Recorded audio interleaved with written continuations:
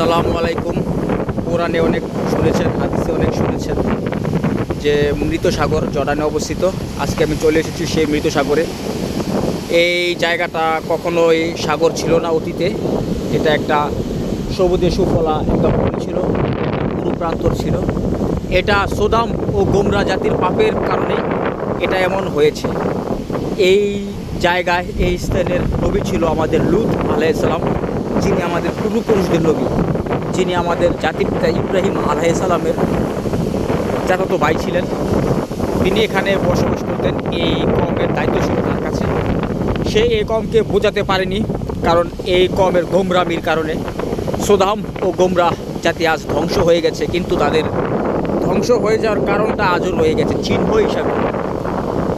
এই জায়গাটা যা দেখছেন এটা পুরোটাই ডেড সি এবং লবণাক্ত সাগর।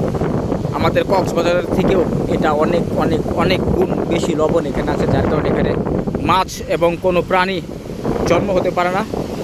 তো দেখুন, আজকে আমি সেই সাগরে আছি আপনাদের সাথে। তো আপনারা ভালো লাগলে আমার চ্যানেলটাকে সাবস্ক্রাইব করে দিবেন এবং বেল আইকন প্রেস করে আমার সাথে থাকবেন। আল্লাহ হাফেজ।